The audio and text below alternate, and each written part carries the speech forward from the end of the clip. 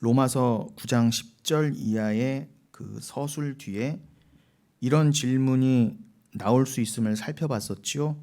어떤 질문이었습니까? 하나님, 인간이 엄마 뱃속에서 아무런 행위를 하지도 않았을 때 하나님께서 누구를 택하신다고 한다면 그 하나님의 일은 불공평한 것 아닙니까? 하나님 불의하신 것 아닙니까? 라는 질문이 애석하지만 믿는 자들도 들 수가 있어요. 인간이기 때문에. 그때 바울은 모든 인류는 원죄가 있어서 날 때부터 다 죄인이라 그랬습니다. 뭐가 죄입니까? 한마디로요. 제가 기도 때도 말씀드린 것처럼 창조 목적을 잃어버린 게 일단 죄예요. 그게 죄의 근본입니다. 그래서 교만해진 게 죄예요. 창조 목적이 뭐예요? 이사야서 43장에 나온 것처럼 하나님만이 하나님이십니다. 우리는 하나님의 영광을 위해서, 하나님의 찬송만을 위해서 피조되었습니다를 잊어먹고 그게 하나님 보시기에 좋았더라였거든요. 그 모습으로만 안식을 영원히 유지할 수 있었어요. 근데 선악과부터 범했죠. 그래서 안식이 깨진 거예요. 선악과 왜 먹었어요? 그냥 단순히 과일 따먹었다고 벌하신 게 아니라 하나님의 주권을 침해한 거예요. 여러분, 조선시대도 그렇고 모든 왕권 시대를 보시면 알지만 마음에 흑심 하나 품어도, 모반의 마음 하나 품어도요, 삼족을 멸했어요. 원래 여러분 왕한테는요 흑심도 품으면 안 돼요. 근데 인간은 다 흑심 품잖아요. 저 인간 저거 내가 언젠가는 모반해야지, 내가 뒤집어야지. 그게 지금까지 모든 인간 역사의 피비린내 나는 역사였잖아요. 그러니까 여러분, 인간 역사는요 다 실패라는 거예요. 진짜 왕이 누군지도 모르고 진짜 왕이신 하나님한테 어떻게 다 불의한 마음을 품었잖아요. 그러니까 인간은 이미 다 틀렸다는 거예요. 아담만 선악과 따먹었는데 아니에요. 성경은 아담 안에 우리가 있다 그래요. 아담의 허리 안에 우리는 다 피조대로 돼 있고, 아담의 죄가 우리한테 단순히 유전된다는 게 아니라 아담이 가진 특성을 우리도 갖고 있다는 거예요. 우리도 100% 선악과 있으면 다 따먹는 거라는 거예요. 단순히 나는 억지로라도 안 먹어가 아니라 마음부터가 이걸 왜 자꾸 먹지 말라고 그래. 하나님 당신이 뭔데. 1분 0.1초라도 그 마음을 먹으면 이미 깨진 거예요. 이미 그것만으로도 지옥 가셔야 돼. 그래서 안식이 깨진 거예요, 여러분. 뭐가 안식이라고요? 하나님은 하나님, 그 의의 관계. 나는 피조물. 하나님만이 왕이시지. 하나님이 나의 모든 인생의 주인이시고 내가 호흡하고 밥 먹고 모든 것의 이유가 되시지여야 되는데, 그래야 영원한 평안이고 안식이었는데 이게 딱 깨진 거예요. 그러니까 스스로 내가 인생 살아야 되고, 심지어는 왜 살아야 되나 이런 말까지 하는 겁니다. 그러니 내가 내 인생 살겠다, 하나님이 뭐냐 하는 게 일단 교만이잖아요. 하나님의 자리를 타고 넘어가서 하나님을 그 자리에서 내쫓았어요. 심지어는 어떻게 해요? 하나님이신 예수 그 아들을 죽이기까지 했잖아요. 내 욕심 때문에. 그래서 우린 죄라는 거예요. 하나님만을 영원토록 사랑해야 되는 게 우리였는데 영원히 그거 뭐예요? 단 한순간도 하나님만을 사랑할 수 없잖아요. 우리는 나만을 사랑하잖아요. 하나님도 왜 섬겼어요? 내가 좋으니까. 나를 위한 하나님, 나한테 복 주시는 하나님 때문에 믿었어요. 그래서 우린 다 실패라는 것입니다. 그러니까 이게요, 우리 수준에선 해결이 안 돼요. 여러분, 이게 해결되겠습니까, 여러분? 세상의 모든 종교가 다 내 복을 위해서 믿는데 여기 다 실패한 거죠, 우리는요. 그 복이란 게 저 하늘에서 영원한 천국, 그러니까 하나님과 영원한 의의 관계 가운데 살아가는 그 복 말고, 하나님은 여기는 다 버리실 거다. 여기는 저기를 위해서 잠시 만들어 놓은 임시 처소고 저기가 진짜 복이야를 알게 해주려고 여기에 두셨다는데, 여기에 창념하고 여기를 위한 삶, 여기에서 내가 더 이름이 나고 바벨탑 쌓고 칭찬받는 삶, 하나님 나한테 여기서 내가 원하는 삶에 복을 주셔야죠 라고 하는 그 모든 게 다 그 마음 먹는 것조차가 죄예요, 여러분. 그 정도로 지옥 가요? 예, 지옥 갑니다. 제가 단언할게요. 그러니까 여러분, 그 죄는요 영원히 우리한테 물을 거예요. 너 그때 0.0001초라도 하나님한테 모반의 마음을 가졌지? 그게요 영원히 따라온다니까 여러분. 정죄가요. 그럼 여러분 그거를요 예수가 아니면 해결할 수가 없어요. 그래서 예수 믿으라는 거예요. 제 말은요. 딴 얘기 아니에요. 그런데 이거 믿기가 그렇게 힘들어요, 여러분. 요게 바뀌기가. 나는 피조물이야. 하나님이 하나님이셔. 요 주체가 바뀌기가 그렇게 힘들고요. 아니 나 믿어요. 그러니까 믿으니까 믿으면 그러니까 뭐 하면 돼요? 뭐 해요? 이제 막 그럴 거 없어요, 여러분. 그거 확실하지 않아요, 다. 그리고 확실하다 해도 날마다 넘어지는 게 우리예요. 사도 바울도 난 날마다 죽노라 그랬는데요. 근데 뭘 모여서 우리가 얼마나 잘났다고 뭘 합니까, 교회가? 그러니까 이거 믿는 것조차도 어려우니까 여러분 제발 믿음을 지키는 거에 그냥 잘 그걸 견뎌가시면 돼요. 뭐 굳이 뭐 안 하시려고 해도 돼요. 정말 괜찮아요. 영흥교회 여러분 헌신을 이끌어내려고 쥐어 짜려고 여러분 뭐라도 하셔야죠. 하려고 만든 거 아니에요, 여러분. 믿음을 여기서 견고히 하시라는 거예요. 여기는 그냥 대장간 같은 곳이에요. 여러분의 믿음을 날카롭게 하려고. 그 철과 철이 만나서 날카롭게 하려고. 다른 이유 하나도 없습니다. 아예 오죽하면은 우연히 유튜브가 넘어가는데 이경규 씨가 백종원 씨랑 나와서 법륜 그 중한테 묻더라고요. 이경규 씨가 그래요. 스님 나는요 자주 생각하는데요. 도대체 난 왜 태어났을까? 그게 늘 궁금해요. 바쁘고 그 이경규 씨가 얼마나 잘 나갑니까? 그 부자인 사람이 백종원 씨도 옆에 있어요. 우리나라에서 재벌인 사람이 앉아서 그 중요한 말을 이렇게 턱 깨고 앉아 들어요. 그 자리에 목사는 안 부르죠. 제대로 된 목사도 별로 없을 뿐더러 다 중하고 신부들한테 묻습니다. 근데 묻는데 다 엉뚱한 말해요. 법륜이 뭐라고 하는 줄 아세요? 왜 태어난 일을 묻지 마시고 이미 태어난 걸 어쩌냐 말이에요. 답을 못 해요. 왜 태어났니에 창념하면 안 됩니다. 그건 답이 없습니다. 그러니까 이미 태어났잖아. 그러니까 앞으로 어떻게 살아야 될지 고민하라는 거예요. 어떻게 어디 착하게 살까? 어떻게 하면 내가 이름을 더 낼 수 있을까? 어떻게 하면 내가 존경받는 사람이 될까? 그 고민하는 거. 아 그렇군요 하고 고개 끄덕끄덕거려. 이거 맞아요, 여러분? 그 헛된 믿음으로 다 지옥 가는 겁니다, 여러분. 제가 단언하고 말씀드립니다. 아니에요, 여러분. 성경에 분명히 말하잖아요. 여러분 왜 태어났어요? 하나님을 위해 태어났잖아요. 하나님만을 기뻐하기 위해. 근데 그 왜 태어난지를 다 모르고 태어난 게 인간이란 말이에요. 그래서 죄인이라는 거예요, 여러분. 이경규, 백종원 다 우린 죄인이에요. 하나도 반 윤석열, 이건희 씨 다 죄인입니다, 여러분. 예수 안 믿으면 진짜 지옥 가요, 여러분. 거기 꽃 따라줄 거 없어요, 여러분. 그냥 정치인으로서 기업가로 열심히 사는 거지.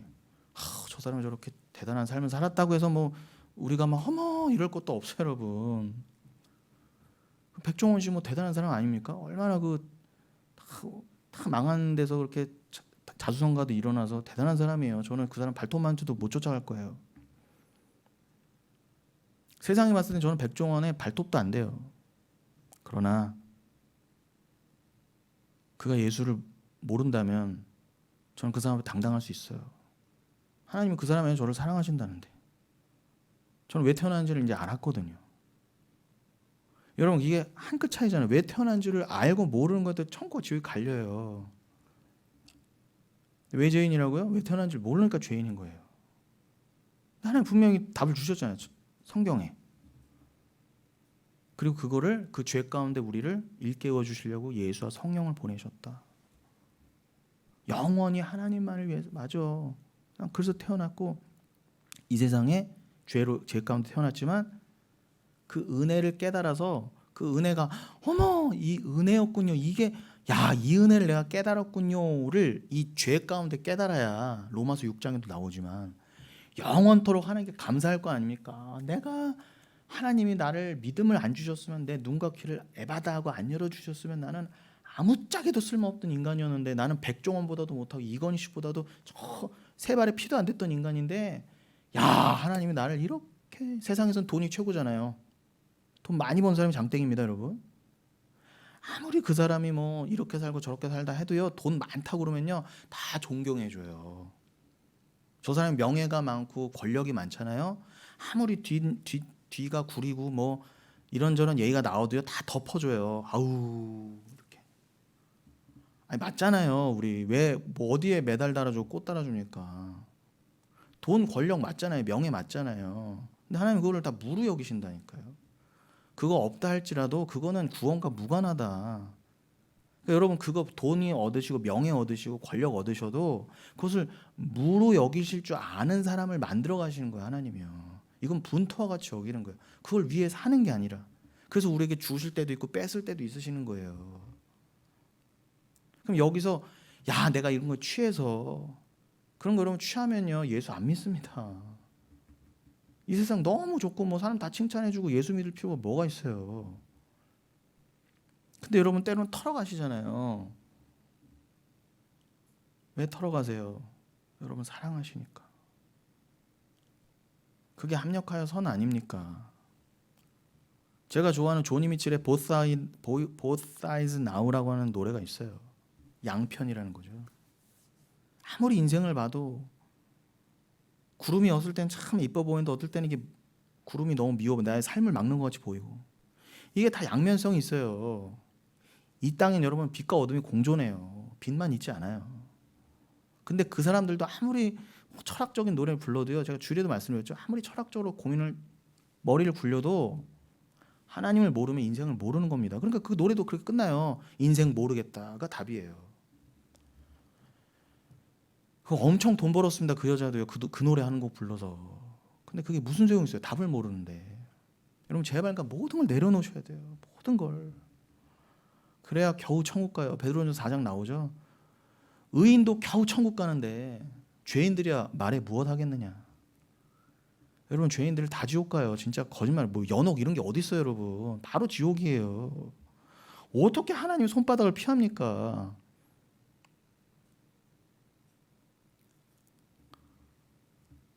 여러분 여기서 소망을 갖자고 여기서도요. 그 소망이 뭔데요?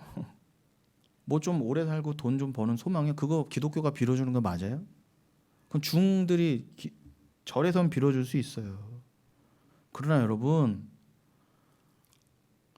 지옥도 하나님 만드셨다면서요. 지옥도 하나님 통치하신다면서요. 하나님 지옥 내버려 두셨습니까? 지옥도 하나님 통치하신 게 맞아요. 거기도 하나님 통치가 임하는 게 맞아요. 그렇다고 한다면 이 땅에서 우리에게 수시로 지옥을 겪게 하심으로 하늘을 보게 만드시는 거죠. 그 목적 외에는 없어요. 여기가요. 그럼 하나님이 여기를 통치하셔서 진짜 지옥도 통치하시면 여기는 예비 지옥이에요. 쉽게 말하면. 여기서 뽑아 올릴 자는 뽑아오는 거예요. 아니 태어나는 사람은 다 죄인이라고 한다면 여기도 예비 지옥 아닙니까? 여기 통치하시는 게 맞잖아요. 하나님 다 죄인으로 만드신 거예요. 이건이나 윤석열 다 포함해서 우리를 포함해서 백종원, 이경규 다 포함해서. 근데 그 중에서 믿음을 줘서 저기를 알고 내가 태어난 목적을 알고 예수를 믿게 하시는 자가 있다는 거예요. 그게 교회예요. 그게 진짜 통치 아니에요? 그럼 여긴 예비 지옥이면 더한 지옥이 있어요. 여기서 무슨 소망을 가질까요? 더한 지옥 가는 소망 가져요? 저기를 봐야 될 거 아닙니까? 여기서요. 그럼 저기 보는 게 복이에요. 그럼 저기를 바라보는 복을 위해서 여러분들을 눈을 여시기 위해서 때로는 털어가시고 고난을 주신다는데 싫어요. 여러분 지옥 가야지 뭐. 영원한 지옥 가야죠. 뭐. 연옥이 어디 있어요? 그 영원한 지옥에서 하나님이 꽉 눌러놓고 계시는데 누가 감히 지옥에서 튀어나옵니까? 근데 이거의 심각성을 몰라요 사람들이. 그러니까 제가 너무 답답한 거예요. 애가 타고. 그러니 이 믿음 갖는 게 얼마나 힘든 건데 이 믿음이 그래서 베드로전서 1장에도 뭐라고 합니까? 금보다도 귀하다 그러잖아요. 근데 왜 자꾸 금 그래요? 우리는요. 분명히 금보다도 귀한 믿음이라 하지 않습니까? 성경 말씀이. 우리는 금보다 귀한 걸 가졌으면 어떻게 불평을 해요 우리가요. 논리적으로도 안 맞잖아요. 그럼 뭐예요? 믿음을 금보다도 못하게 여긴다는 거 우리는요. 믿음을 모르니까. 그래서 제가 이렇게 쥐잡듯이 하는 거예요 여러분. 제발 천국 가자고 같이.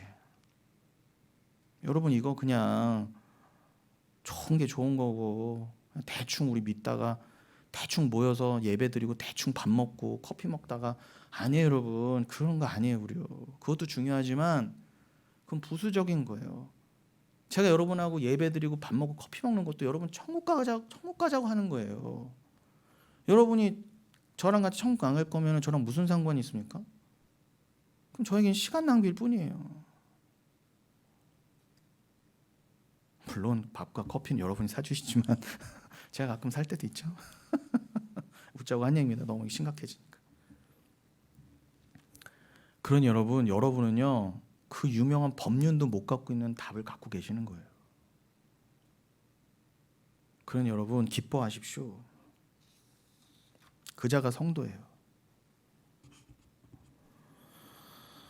그래서 사도 바울이 그 얘기 한 거예요.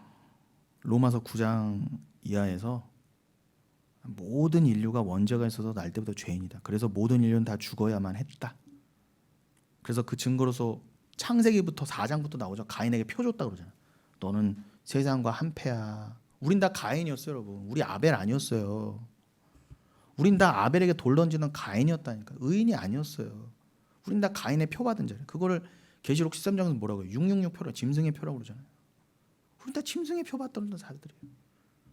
하나님도 모르는 짐승, 우글우글 여기서 그냥 짐승끼리 서로 치고받고 세상과 한패이면서 세상 안에서도 서로 치고받죠. 짐승들끼리 서로 막 뺏으려고 그러고 거기서 좀 나은 짐승, 좀 덜 착한 짐승이 있을 뿐이에요. 뭐 사슴은 좀 착하죠. 착해 보이지만 짐승이에요. 사자는요, 잡아먹고 나빠 보이지만 어차피 짐승의 독인 개긴이에요. 그런데 우리가 뭐 너는 사슴 같은 동물, 토끼 같은 동물이라고 천국 갈 수 있어요? 아닙니다. 영이 없는데 어떻게 천국을 가요? 아무리 토끼같이 살아도. 근데 우리는 다 착각하는 거예요. 여기서 토끼처럼 살면 천국 갈 수 있다고. 미친 거예요. 하나님 분명히 아니라고 그랬는데 이미 너는 죄인이라고 표를 주셨는데 낙인이 찍혔어요. 우리 원래요. 근데 그 낙인을 누군가는 예수님이 가로막고 예수님 십자가 낙인을 받고 대신 우리 대신에 죄인이란 낙인을 대신 받으시고 우리에게 계시록 14장에서 짐승의 표가 13장이면 14장에 뭐라고 그러세요? 우리들의 이마에는 하나님이 성령의 인을 쳐주셨다 그러잖아요. 우리는 성령을 주셨다 그러잖아요.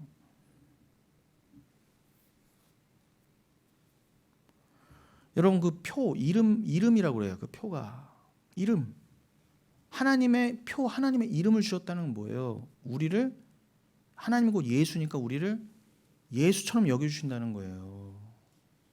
정말이에요, 여러분. 그러니까 우리 천국 갈 수 있는 거 하나님 우리를 예수로 말씀으로 진리로 봐주시니까. 아까 예배 전에 우리 집사님께서 성도님께서 뭐 진짜 할 수는 없지만 뭐 누가 예를 들었다 그러잖아요. 꽃에다가 가인 이름 붙였더니 시들어 죽다가 베드로와 바울 이름 붙였더니 살아나더라고. 맞아요. 그게 진짜 그런 일이 있었는지까지는 모르겠지만 일리가 있는 게 뭐예요? 표를 붙여놓으면은 그 이름에 따라 다니는 거예요. 원래 우린 짐승의 표였어요. 다 죽을 수밖에 없었어요. 그런데 하나님이 우리에게 인을 새겨주신 하나님의 이름을 새겨주는 거예요. 너는 예수야. 넌 말씀이야. 넌 진리야.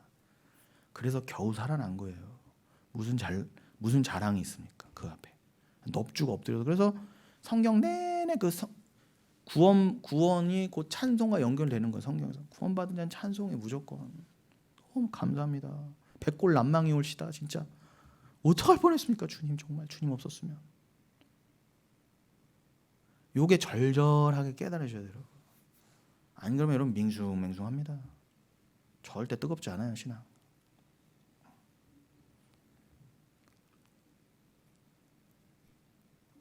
그리고 고린도전서 15장 22절에는 뭐라고 그랬어요? 아담 안에서 모든 사람이 죽었다에 그냥 쾅 도장 찍었어요. 아담 안에서 모든 사람이 죽었다 그랬어요. 여러분 다 우리 죽은 자였어요. 여러분 다 살아있는 것처럼 보이죠? 예수 안 믿고도 잘 살아 보이잖아요. 죽은 자예요. 기업 총수건 대통령이건 죽은 자입니다. 예수 안 믿으면. 짐승이에요. 쉽게 말하면요. 저 잡아가도 좋아요. 괜찮아요. 성경에서 그렇잖아요. 천국 모르면 짐승이다. 예수 모르면은 악인이다. 그래요.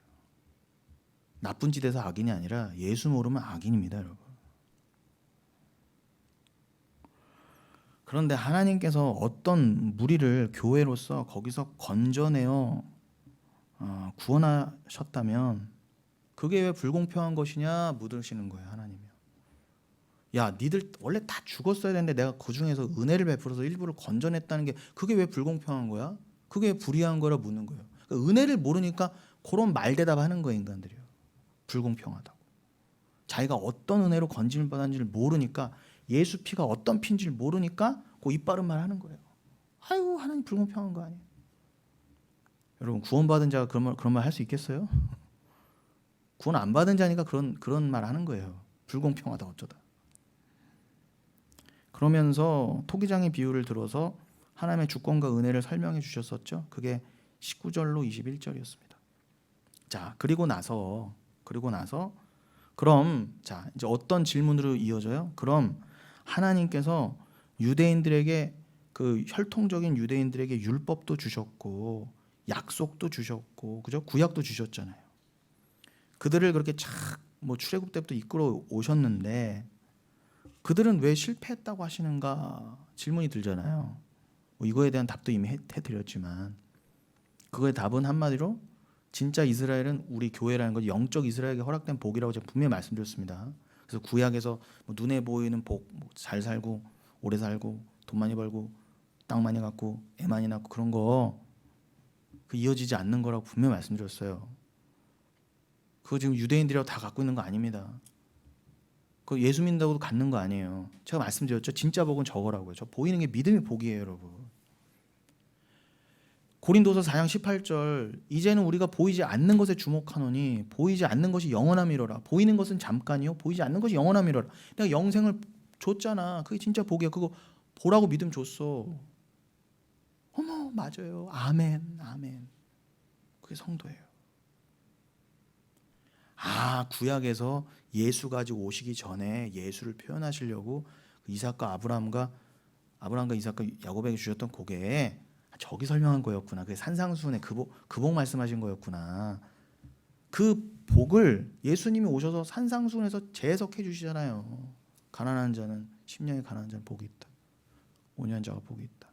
핍박받는 자가 복이 있다. 의를 위해 핍박받는 자, 애통하는 자, 눈물 있는 자, 저기를 위해서 피 뿌리는 자. 그러니까 여러분, 복의 개념을, 마카리오스를 잘, 바라크, 복의 개념을 잘 잡으셔야 돼요. 주님은 그 복의 개념이 뚫린 자만 교회다 그러셨어요. 그러니까 여기 복에, 제가 말씀드린 눈에 보이는 복에 창념하는 자는요, 무리라고 하셨지 교회라고 안 하셨어요. 여러분, 평생 교회 다니시고 무리로 남으시면 안 되잖아요. 천국 가셔야죠. 천국 가셔야죠. 제가 여기 거 다 무조건 무시하는 거 아니에요. 저도요, 여러분. 여러분이 될 수만 있으시면 부자 되셨으면 좋겠어요. 진짜. 될 수만 있으시면 건강하셨으면 좋겠어요. 저도 기분 좋아요. 여러분이 잘 된다고 그러시면요. 그러나 그걸 제가 빌어드릴 건 아니에요. 저는 저기만 말해야 돼요. 여기서의 모든 삶은 여러분, 하나님이 말씀드렸잖아요. 세상도, 철학자들도, 심지어 가수들도, 중국의 그 이름 모를 노인도 세옹지만을 말했고, 영국의 여자 가수도 보스 사이즈 나오, 이게 양면이다 읊었는데, 어떻게 기독교인이 이것만, 빛만, 축복만, 장수만, 어떻게 그럴 수 있어요? 그건 인생도 제대로 관조를 못 하는 거잖아요. 이걸 그냥 막 덮어놓고 막 애써 무시하거나 부정적이라고 막, 너무 답답합니다. 기독교가 바로 보게 해줘야죠. 직시하게 하고 그 삶을 통해 하나님을 바라보게 해줘. 믿음입니다, 여러분. 믿음으로 사셔야죠. 그래서 믿음으로 살아야 되는 거예요. 그래서 믿음으로 저길 보셔야 되는 거예요 라고 교회를 이끌어가는 게 목사지, 어떻게 뜻 안 맞으면 광화문 나가자 그러고, 어떻게 여기 거를 해서 하자고 그래요. 어떻게. 그럼 기독교가 아닌 거예요. 그냥 하나의 집단인 거예요. 정치 집단, 하나의 사익 집단, 집단이 무리. 교회는 아니에요. 교회는 아니에요. 저도 여러분 할 말 많습니다. 저도 대학 나왔고요. 저도 웬만한 정치, 경제, 문화 다 웬만하면은 다 얇지만 다 알아요. 저도 나름 지식인입니다. 여기서요 이거 굳이 안 말해도요 여러분 재밌게 우리가 앞으로 이렇게 살아야죠 여러분 이 땅에서. 저기 말 안 하고도 여러분 혹하게 해드릴 수 있어요. 저 말빨 꽤 됩니다 여러분. 근데 인간의 지혜, 인간의 말 안 하잖아요. 제가 안 하려고 그러잖아요. 진짜로. 그 말하는 순간 여러분은 저를 이렇게 해갖고 끌어내리셔야 돼요. 그리고 여기 데려놓을 만한 목사 없으면 영교회 끝내시면 됩니다. 있을 필요가 없어요. 기존 교회에서도 다 빌어주고 다 말해주는데 뭐하러 교회 하나를 또 세웁니까? 다른 기존 교회 가시면 되는 거죠. 그래서 여러분 이 유대인들에게 그 질문 왜 실패했는가? 그럼 육신적인 유대인들은 거기에 대한 대답이 뭐예요? 오늘 읽으신 그 본문인 거예요. 그래서 로마서 9장 30절로 이어져서 우리가 오늘 본문은 30절로 33절까지만 읽었지만 10장 마지막 21절까지가 다 그 얘기인 거예요. 그 육신적 유대인들이 왜 실패했는가에 대한 답이에요. 그게. 자, 이스라엘은 그게 뭐예요? 그 답이 한마디로 뭐예요? 9장 30절부터 10장 마지막까지 이어지는 그 긴 서술을 한마디로 하면 뭐예요? 왜 실패했어요? 그들은요? 혈통적 유대인들은요? 그들은 하나님의 의를 의지하지 않고, 즉 하나님의 의가 뭐예요? 예수잖아요. 그 예수 그리스도를 의지하지 않고, 은혜를 의지하지 않고 자신들의 의를, 자신들의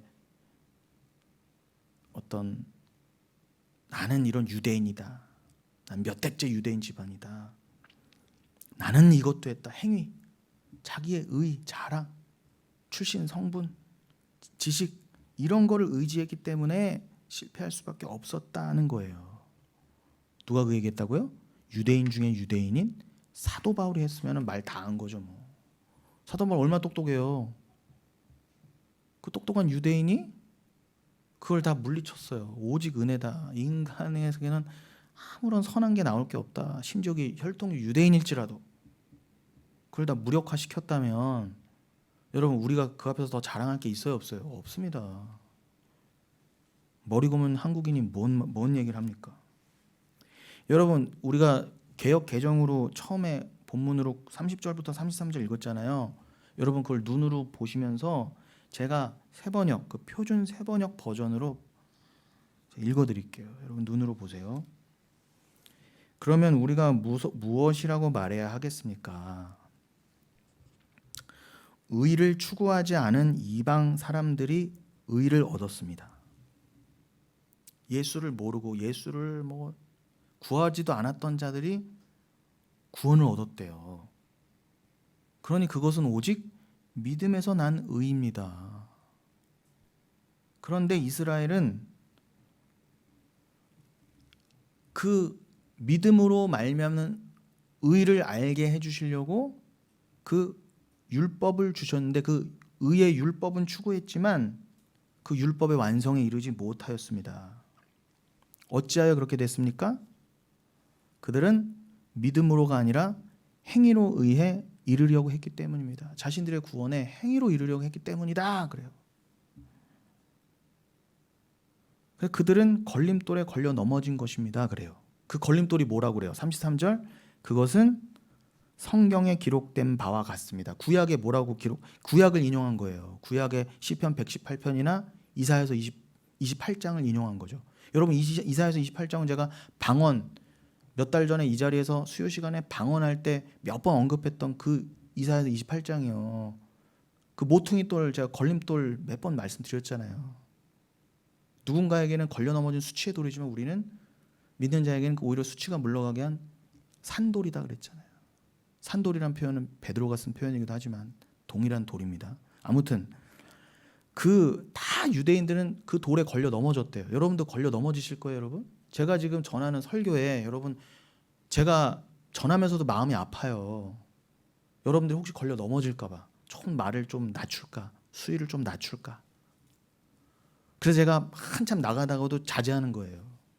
너무 센 말하면 여러분들이 걸려 혹시라도 넘어지실까 봐.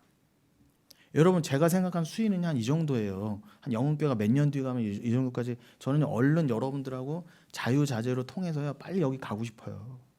근데 제가 보기엔 아직 이 수준이에요. 근데 수요 예배는 더 나죠. 그래서 제가 조금씩 수위를 높이는 거예요. 다른 데서는 막 돌 던지겠죠. 괜찮아요. 우리끼리만 통할 수 있다면. 근데 제가 왜 수위 조절을 해요? 혹시라도 여러분들이 아직 믿음이 아직 도중이신데 넘어지실까 봐. 근데 제가 오늘 전해드린 정도로 넘어지시면 안 돼요. 근데 유대인들 다 실컷 다 걸려 넘어졌어요. 넘어졌다 그러잖아요. 그런데 그 걸려 넘어질 거라 하는 것도 이미 시편 118편이나 이사야서 28장에 기록되었다 그러잖아요. 넘어질 거야. 실컷 대부분 걸려 넘어져 죽을 거야 라고. 이사야서 28장에서 뭐래요? 뒤로 자빠져 죽는다 그러잖아요. 걸려 넘어져서. 뒷걸음질 차다가 보아라, 내가 시온에 부딪히는 돌과 걸려 넘어지게 하는 바위를 둔다. 시온이 예루살렘이잖아요. 우리의 산돌이신 예수를 뒀다는 거예요. 예수를 십자가에 세울 거다라는 예언이 이미 돌이라는 표현으로 구약 곳곳에 예언을 했던 거고, 그것을 지금 사도 바울이 로마서 9장 33절에 갖다 쓰는 거예요. 그러나 그를 믿는 사람은 오히려 부끄러움을 당하지 않을 것이다. 야, 여러분, 이게 성경이 얼마나 치밀한지요. 여러분, 여호수아 5장에 가면은 길갈이 나오잖아요. 여호수아가 이제 모세는 이미 죽고, 여호수아가 이제 쫙 요단강 건너 서편으로 돌아왔을 때 처음으로 진친 데가 어디예요? 여리고 공격하기 전에요. 여리고와 사이가 길갈이라는 곳이 있었어요. 지금은 고고학적으로 어딘지 정확하게 알 수는 없지만 이 근방일 것이다라고 추정되는 곳은 있죠. 뭐 성지순례도 많이 사람들 가는 것 같던데 저는 안 가도 상관없습니다. 아무튼 그 길갈에 진을 쳤어요. 베이스였단 말이에요. 요단 서편을 정벌하기 위한 본부 기지, 전초 기지. 근데 그 길갈에서 뭐부터 했어요? 도착하자마자 쳐들어가자 하고 여리고로 간 게 아니라 거기서 할례했다고요.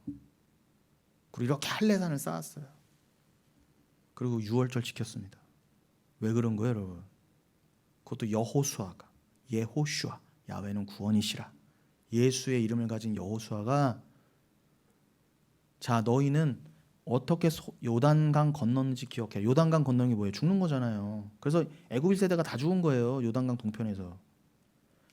2세대가 요단 서편 들어갔던 건 뭐예요? 천국 들어갔다는 거예요. 그럼 1세대는 뭐랑 나의 옛사람이라는 거예요. 근데 거듭난 나, 그게 그냥 구약 때는 아버지 세대와 아들 세대로 구분했을 뿐이지 우리 얘기하는 거예요. 우리 옛사람이 죽고 요단 동편에 죽어야 돼요. 율법과 함께. 그래서 모세가 죽은 거예요, 여러분. 모세가 뭐 특별히 뭐 나빠서가 아니라 율법을 상징하니까. 그리고 거듭난 우리요. 예수 피로 거듭난 우리가 천국 들어간다. 요단 서편. 그래서 요단강 건넌다 그런 거예요. 요단강 건너 그러는 거예요. 그래서 장례식 때요. 니들이 요단강 어떻게 건너는지 아니? 니들이 어떻게 천국 들어갔는지 아니를 알려주시려고 예수의 이름을 가진 여호수아로부터 어떻게 할례부터 받게 한 거예요. 그리고 6월절 지켜라. 6월절은 당연히 제가 많이 귀에 못이 박히도록 제가 6월절 설명해 드렸어요. 어린 양의 피, 오직 은혜로 덮여서 들어온 거야, 니들은.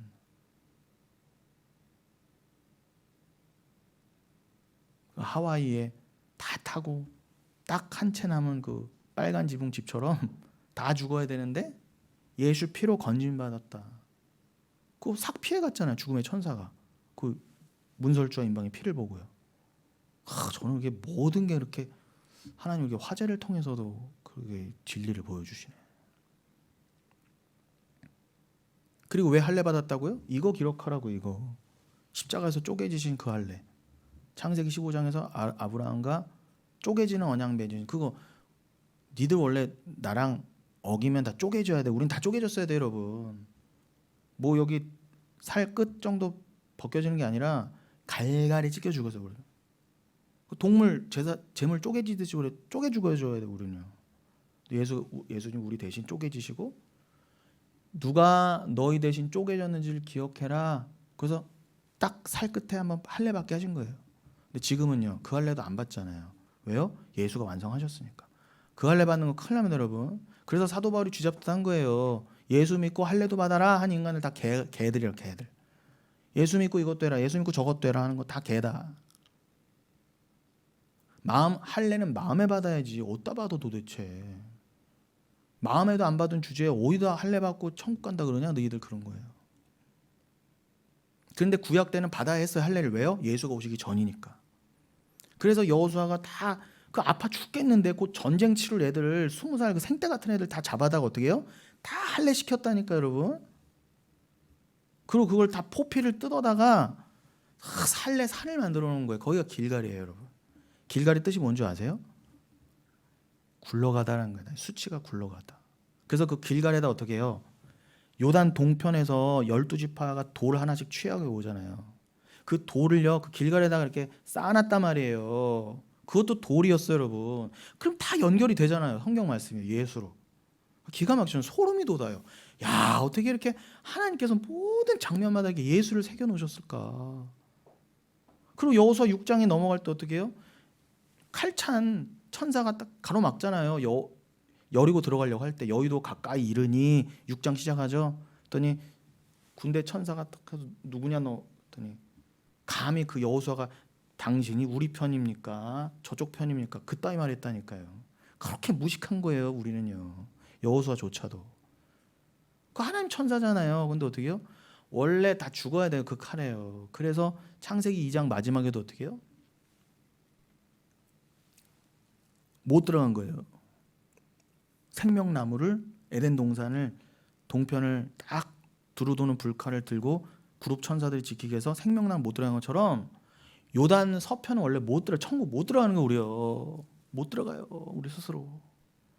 근데 그 천사가 왜 여리고 열어주고 요단 서편 열어줬어요? 왜 칼을 걷었어요? 아, 네가 할례 받았구나. 네가 유월절 지켰구나. 근데 유월절 지켰다고 할례 받았다고 열어준 게 아니라 그걸 영적으로 재해석하셔야죠. 우리는요, 예수를 네가 믿었구나, 네가 예수를 아는 자구나, 네가 믿음을 가진 자구나로 천국 문이 열린다는 거예요. 그렇게 성경을 읽으셔야죠. 그렇게 안 읽으면 여러분 여호수아서 5장 6장 100번을 읽고 1000번을 필사를 해도 말짱 꽝인 거예요.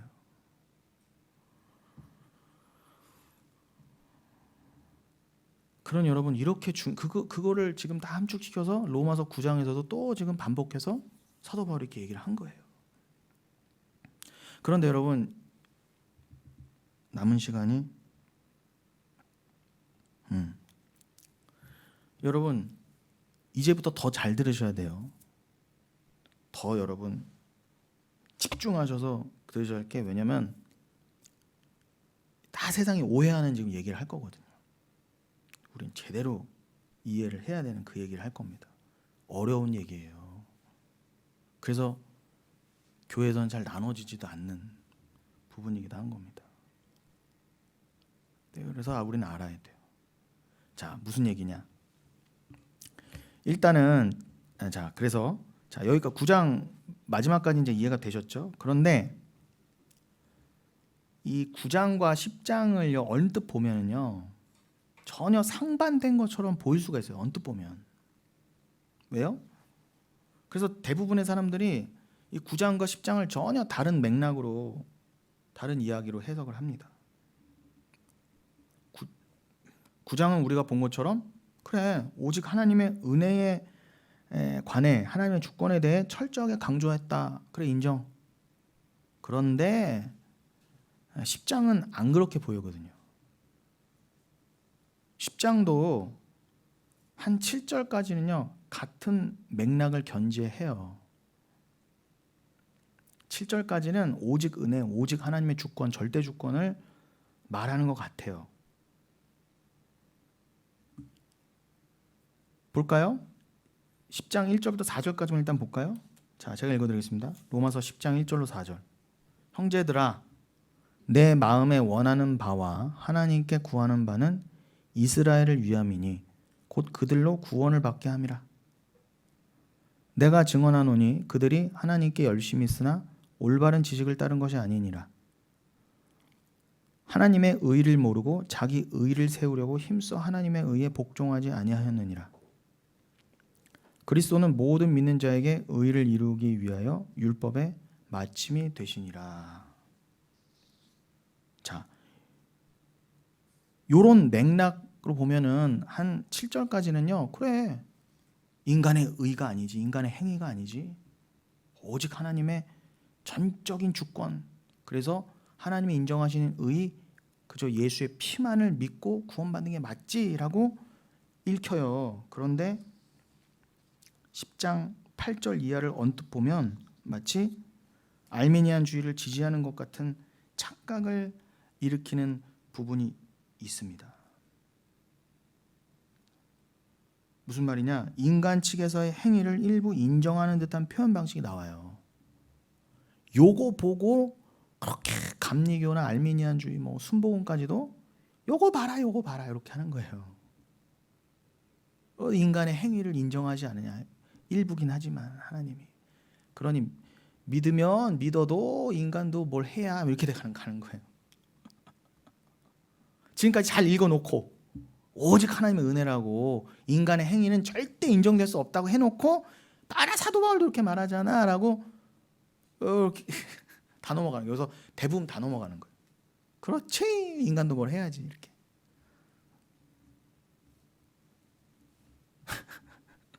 아닌데 여러분, 상식적으로 생각해도 로마서만 놓고 봐도요, 지금 사도 바울이 이렇게 애를 태우면서 10장 7절까지 구구절절히 오직 은혜다, 오직 은혜다, 나도 유대인이지만 오직 은혜다, 유대인 중에서도 이스마엘은 버림받았다, 오직 약속의 자손님만 뿐이다, 그리고 야곱과 에서를 들어서도 첫째 아들도 아니다, 하나님의 야곱을 선택하시고 봐라, 하나님 주권이다, 이렇게 실컷 해놓고 그래도 인간이 뭘 해야지라고 했겠어요, 안 했겠어요?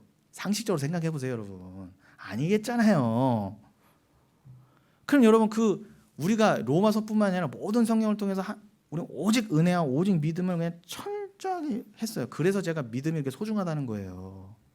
그래서 여러분, 믿음 갖기 이렇게 힘든 거예요. 온전한 믿음이 없으면 누가 조금만 살짝 이렇게 장난치면은요, 금방 넘어가요. 근데 오직 믿음이지 믿다가 누가 살짝 장난쳐서 넘어가는 정도가 아니라 뭐예요? 아예 고민도 안 했어. 오직 믿음에 대해서 고민도 안 하고 지금까지 기존 교회에서 이것도 해라 저것도 해라 하니까 그냥 해야 되나 보다 하고 온 사람들은 도대체 고민도 안 했다는 거죠. 이거에 대해서. 잘 들어보세요, 여러분. 그러면 여러분, 성경의 일관성이 무너지잖아요. 저는 그런 성경 못 믿어요. 성경이 처음 말과 끝말이 다르면 안 되잖아요. 아니야, 예수는 알파 오메가, 처음과 나중에 시작과 끝이라고 하셨고 성경 66권이 다 한 얘기고 예수 얘기라고 했는데 오직 은혜 얘기잖아요. 근데 어떻게 성경의 논리가 안 맞아요? 어떻게 일관성이 안 맞습니까? 그러니까 여러분, 이런 게 틀어지니까 어떻게 해요? 목사들이 이 말했다 저 말했다 하는 거예요. 이게 앞뒤가 안 맞는 거예요.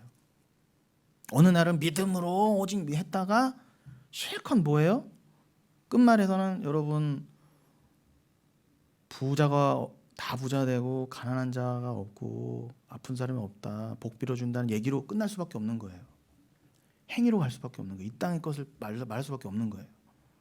제가 특정 누구만 하는 게 아니라 모든 그 부류가 그래요. 공통점이 그래요. 누구만 그런 게 아니라. 근데 제가 가만히 생각해 보면 이런 생각 들어요. 왜 그렇게 성도들이 부자 되길 원할까? 저도 아까 그랬잖아요. 성도들 부자 됐으면 좋겠다고. 근데 그들이 또 그런 거는 제가 또 생각해 보면은 본인들도 뭔가 집도 커져야 되고 차도 좋아져야 되거든요. 그런데 성도들은 빌빌 찌질해봐요. 그러면은 양심에 조금이라도 가책이 있잖아요. 야, 성도들은 단칸방에 저렇게 버스 타고 다니는데 내가 강남 아파트에 외제차 타고 다니면 이거 좀 그런데. 근데 또 대부분 또 잘 또 이렇게 놔두껍게 살아요. 그 성도들 코 묻은 돈 다 모아갖고 그렇게 잘 살긴 살더라고. 그렇게 되면 그러다 보면 낯이 좀 두꺼워지나 봐요. 근데 성도들이 다 잘 살아. 다 좋은 차 타고 다 강남에 살면 자기도 편하잖아요. 뭐 욕할 것도 없고 욕 들을 것도 없고. 그런 게 아닐까라는 생각이 들더라고요. 여러분 자기분입니다. 성도가요 다 강남 살고 다 외제차 탈 수는 없어요. 그렇다고 한다면 내가 설령 통장 잔고에 몇 억이 있고 내 부모님이 엄청 재벌이라 할지라도 그가 진짜 목사가 맞다면 진심으로 누구 한 명 혹시라도 내가 좋은 차를 타고 좋은 아파트에 삶으로써 누가 넘어지지는 않을까. 정말 사랑을 말한다고 있다면 포기할 수 있어야 되는 거 아니에요? 사도 바울도 그랬고 그게 진짜 사랑이라고 그랬잖아요. 내 유익을 꺾고 자기 부인을 하고 다른 사람의 유익을 빌어주는 게 사랑이라면서요. 근데 다 목사들 스스로가 다 거치는 돌이 돼서 실컷 남을 넘어지게 하면 되겠습니까? 물론 목사도 인간이고 실수할 수 있죠. 저도 인정해요. 저도 뭐 거기에 대해서 뭐 이렇게 이렇게 막 당당하다고 할 수 없어요. 그러니까 저는 더 은혜만 얘기하는 거예요. 제가 또 저를 아니까. 근데 여러분 제가 너무 막 진짜 뭐 부모님이 땅 부자고 막 대대로 우리 집이 부자야. 그래서 당장 캐시 땡겨서 외제차를 살 수 있을 정도로 돼요. 근데 혹시라도 우리 교회에 목사님인데 어떻게 저럴 수가 있지 하는 사람이 한 명이라 있다면 혹시 그것 때문에 그분이 믿음으로 가는데 방해가 된다면 너무 힘들지만 남자가 돈이 있는데 그 좋은 차 세상은 어떻게 다 좋은 차 살려고 돈 벌잖아요. 으스대려고. 왜 좋은 차 사요? 내릴 때 뻐기려고. 야, 나 좋은 차 산다. 그거 끊어내기가 얼마나 힘든데 어떻게 남자가. 근데 혹시라도 누군가가 그럴 것 같으면은 힘들지만 주님 이것조차도 내가 힘드네요. 목사라고 하면서 그러니 내가 무슨 자기 분이 돼요. 내 자랑도 이렇게 못 꺾는데. 아니 목사들이 모여서 자랑하는 게 다 뭔 줄 아세요? 여러분 너무 충격받지 마세요. 다 야 너 교인 몇 명이냐? 야 나 이번에 연봉 얼마고? 나 이번에 성도들이 차 뭘로 바꿔줬다. 이거 자랑해요 다. 이걸로 서열 지어요. 거짓말 아니에요 진짜로요. 그러다 어떻게 해요? 다른 교회는 담임 목사 이 차로 바꿔줬다는 나는 왜 아주 그냥 뻔뻔하게 요구해요. 나는 요번에 나 이 차 타고 창피해서 못 다니겠다고 어디 총회도 못 나가고 동료 목사를 못 만나겠다고 나도 이거 바꿔달라고 또 들어줘요 또 교회에서. 정신 나간 거죠. 그 돈이 어떤 돈이 돼 진짜 어떤 돈인데요. 아니 여러분 그 다 피땀 흘려 버신 돈 아니에요? 그 돈을 왜 그렇게 허투루 써 있는 거를 왜 여러분들이 눈 뜨고 그래 다 당하십니까? 이렇게 쥐잡듯 다른 거 하면서 어떻게 이렇게 여러분 그 함부로 그렇게 헌금 그러시는 거 아니에요. 믿음이 안 되시면 내지를 안 내셔도 되고요. 시험 받으실 거면. 그리고 그 성돈이 생떼 같은 돈으로 했으면 정말 잘 쓰이도록 목사가 잘하면 뭐 교회 감리가 필요하고 감사가 필요하겠냐마는. 그리고 뭐 교회가 더 정의로운 교회가 되고 뭐 돈 하나라도 이렇게 정직하게 뭐 또 교회가 너무 치우쳐서요 막 그런 거를 해야 되는 것도 교회가 아니에요. 우리는 이렇게 돈을 정직하게 모아서 정직하게 씁니다. 그것도 교회 자랑이 되는 거예요.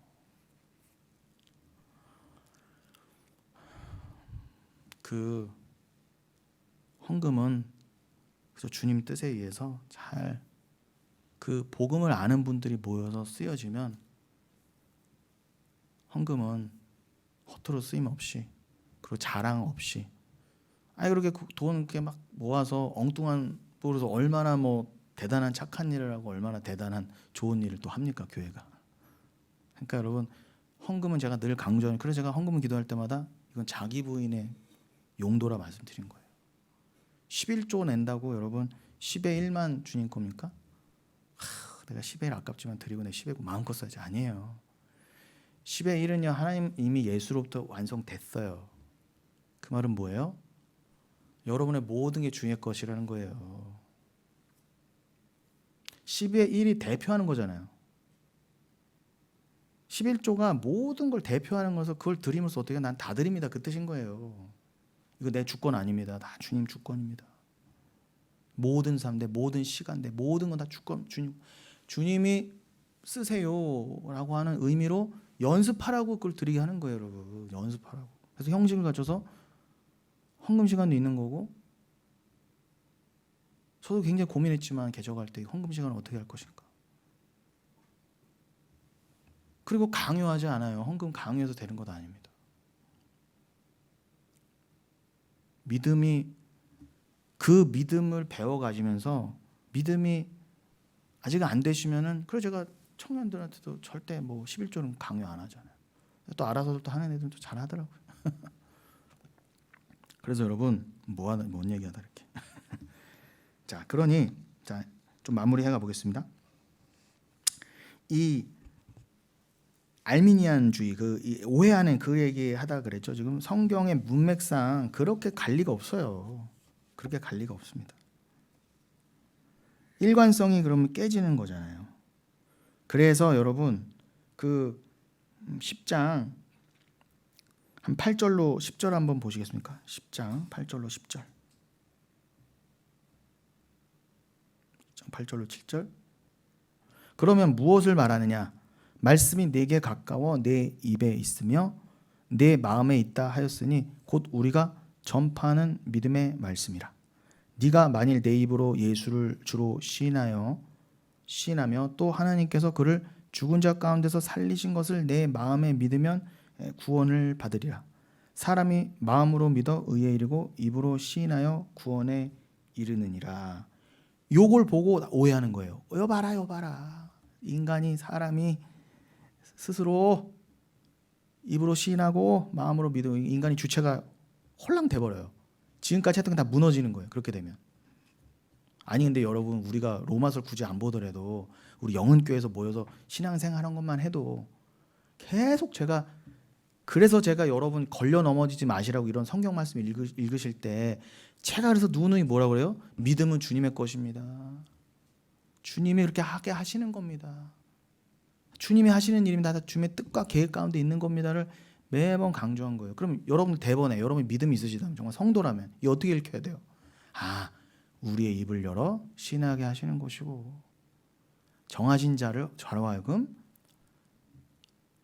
입술은 물론이고 마음까지도 하나님이 주관하시는 거구나. 그렇게 가셔야 되는 게 맞잖아요. 근데 어떻게 이걸 홀랑 그래 우리가 이렇게 해야지 또 해야지. 하나님 기다리시고 우리가 안 하면 하나님도 어쩔 수 없어. 어떻게 이렇게 가요? 그게 하나님 맞아요, 여러분? 그런 하나님 어떻게 믿어요? 인간이 하고 안 하고로 하나님이 막 마음 졸여. 얘가 안 믿으면 어떡하지? 내가 예수 피까지 흘렸는데 얘가 안 믿으면 어떡하나 이거? 한 명도 구원 못 받으면 어떡하지? 어떻게 하나님이 그래요? 그 하나님 맞아요? 그건 전지전능하신 하나님이 아니에요. 이미 다 깨지는 거예요, 거기서. 제가 그런 게 기독교라면 저는 예수 안 믿습니다. 교회 안 다녀요, 저는. 성경 다 버리고 전 차라리 법륜한테 갑니다. 그럴 거면. 근데 이게 안 풀리면 이게 오류가 나면 성경이 왜 오류가 나지? 틀리잖아 이거. 그럼 저는 중한테 가요. 아니 교회에 이 사람들이 똑똑한 사람 다 모여서 그 말도 안 되는 오류를 가지고 다 붙들고 있네. 언제는 믿음 말했다 언제는 행위를 말하네. 자기들도 설명을 못해요. 뭐가 믿음이고 행위고 어디까지가 믿음이 어디까지가 행위고 어떻게 해야 천국 가고 어떻게까지 해야 천국인지 설명도 못해. 다 들어보면은 다 이상한 말만 해요. 그럴 바엔 저는 오직 행위를 말하는 중한테 간다 이겁니다. 저는 차라리. 이거 아주 심각한 거예요, 여러분. 정말 심각한 거예요. 정말로요. 그래서 여러분, 표면적으로는 9장에선 하나님의 전적인 주권과 은혜를 강조했는데 10장에서는 네가 믿어라, 믿어야 구원을 받는다, 그런 것처럼 보여요. 그래서 알미니안주의를 지지하는 사람, 대표적인 감리교, 이런 사람들이 제일 좋아하는 장면이에요. 이게 제일 좋아하는 부분이에요. 저는 죄송하지만 감리교 좋은 분들 많지만 저는 감리교 타협할 수가 없어요. 차라리 중한테 가지. 그러나 여러분, 문맥을 잘 보시면 절대 그렇지 않아요.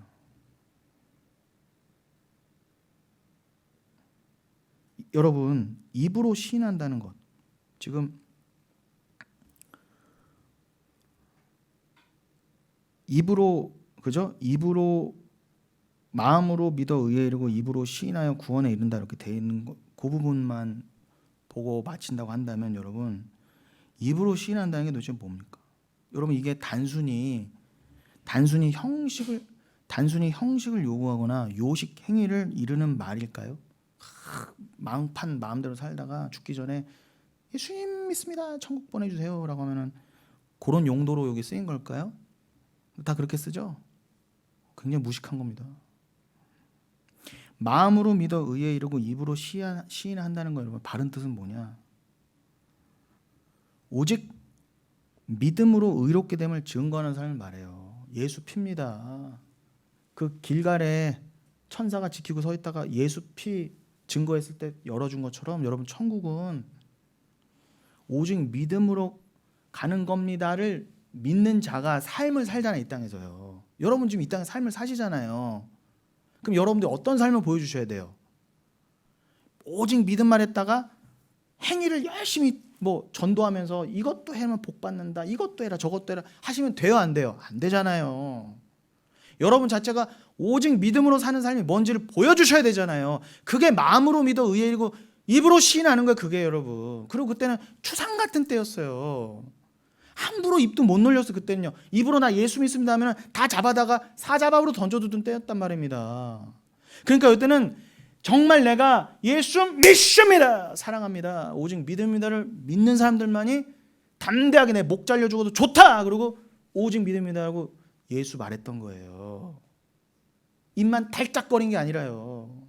내 목을 걸고 한 말이라는 거, 이때는요, 배경이요. 그런데 어떻게 입술만 달짝거리는 걸로 천국을 갑니까? 말도 안 되죠. 여러분, 인생은요, 절대 행위로 사는 게 아니에요. 오직 의인은 믿음으로 산다 그러지 않습니까? 그것은 구약 때부터의 진리예요. 이거를 여러분, 오직 의인은 믿음을 말하면서 살리라, 이거 로마서 1장 17절은요 바울만 말한 게 아니라요, 하박국 때도 말했어요. 하박국 제가 2장 3절로 4절 읽어드릴게요. 하박국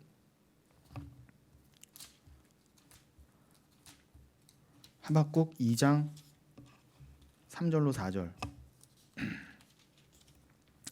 이 묵시는 정한 때가 있나니 그 종말이 속히 이르겠고 결코 거짓되지 아니하리라. 비록 더딜지라도 기다리라. 지체되지 않고 반드시 응하리라.